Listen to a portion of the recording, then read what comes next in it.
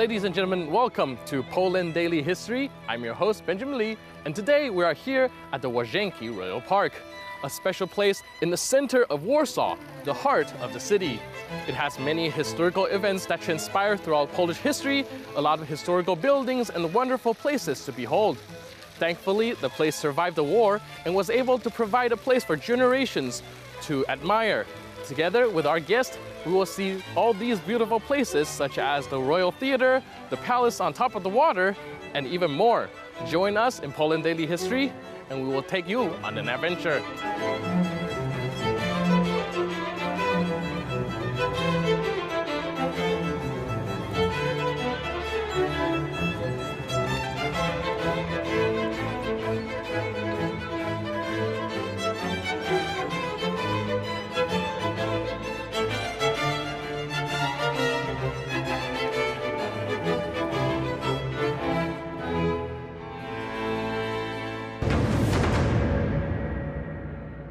We are now at the part of the park where it's most significant in the 18th century. So I was wondering if you can tell me what things happened that transpired at the time and what are the evolutions of this place. We are now nearby the Palace on the Isle. During the Lubomirski time, here was built the bath pavilion. Here is at the beginning. Right. Originally, it was the bath pavilion. Sure. Pavilion here. Later, after the death of the Prince Stanisław, these lands inherited his son Theodore. Theodore. Yeah, and he decided to lease these terrains to the next king of Poland, Augustus II of Saxony. And Augustus II, he used especially the castle, and also the pavilion of Bath, sure. And he built on the other side of the Łazienki Park, he built a huge water channel called Piaseczyński Channel.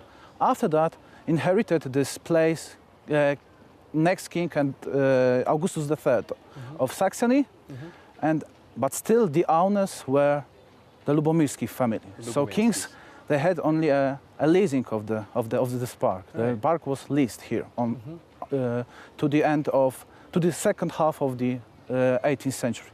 And after that, one of the members of Polish noble families, Stanisław Antoni Poniatowski, he knew that he will be elected as the new king of Poland, and he was looking for another summer residence nearby the Warsaw. Sure. And he decided to buy from the Lubomirski family the entire complex with the castle, the gardens and park, and also with the complex of the buildings. So this entire place. Yes, so he became the next owner of this place. Right.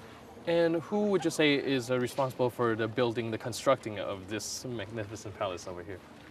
Like I said, at the beginning it was a small pavilion which was used as a bath. So it was being built upon by Yes, exactly. So at the beginning it was a Baroque building, but later, since the 1777, king decided to overbuild the Baroque building, the building of Bath. And in the few periods, he changed the small Bath pavilion into the today's neoclassical palace on the Isle. Wow. But he didn't change everything. He decided to left a few rooms in original condition since the end of 17th century, and still we can see them even today.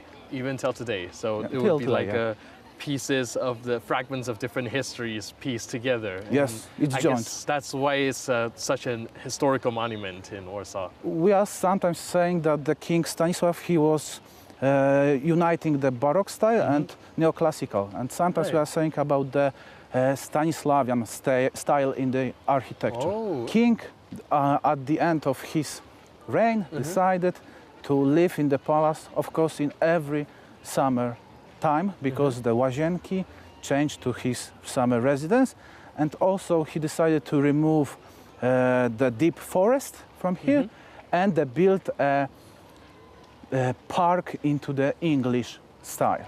Right. So he brought here a new trees and he decided to put them like it was popular in the Western Europe. Right, right. So this whole different style was And his he contribution. removed also the zoo, because during the it was zoo. open sky zoo, open zoo beneath the sky, Sure. and only the borders of the park were closed by the wooden trenches. It was stopping the animals from the running away from the park. So even in the time of Lubomirski, not only in the time of the Dukes of Mazovia, but even in the second half of 17th century, so 400 years later, still the people could hunt here on these places, on these grounds. But what is also very interesting, that we have information since the 16th century that in some places were built some kind of gazebos, which people could enter, and from the height they could observe the wild animals here.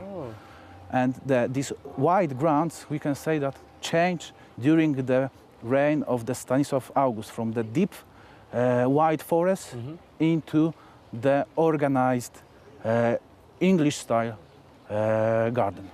So you were telling me that the king has spent time here every year, and I was hoping you can tell me a little bit about what transpired in this place and what are the more interesting things that happened about King Stanisław. You know, what buildings were built and what parties he had, what kind of special events happened in this particular place. What is interesting, at the beginning, king wanted to overbuild the Ujazdowski Castle, but after 1772, after the first partition of Poland, he changed his mind. All right. We don't know for sure why he did it. Okay. Probably it was the fashion has changed, and he decided to focus on the garden itself. The garden. Yeah, the garden. Sure. And he decided here build a complex of the buildings in the modern way, of that time. At the beginning, he had already the Baroque bath house, but later he decided to build a summer villa in Italianate style. All right. He had, of course, the Italianate architects which designed this place for him. So he had from the one side the white pavilion. In the center he had the bath, and from the other side he decided to build another summer villa, but this one was made of brick. Sure. Myślewicki Palace called today. The king was coming here every summer, at least since the 1777. He was coming here on the 8th of May. 8th of May. It was the St. Patron's Day of St. Stanislaus, and later he was spending here time until to the September. Sure. So the entire court and the old nobles are coming here. Right. For example, the ambassadors of other countries, especially the ambassador of Russia and Prussia, King was organizing here a lot of events. All right. For example, very important event was in 1788. It was 105th anniversary of the great Battle of Vienna, when the Polish troops under the command of John III stopped the Turkish Ottoman army under the Vienna. So we can say that we have stopped the Ottomans in Austria. And King decided to celebrate this day, so he decided to show the monument of John III, which is still standing, its original monument since the 1788. Right. Also, he gave here the chivalric tournament here on this royal promenade. Yes, exactly, with the wooden benches for the spectacles. And at the end, he went to the Royal Theatre, and there inside was a great art, a great play about the John III and his battle. It was a ballet, the chivalric ballet, and also the cantata was, as a tribute to the King John III, was sung.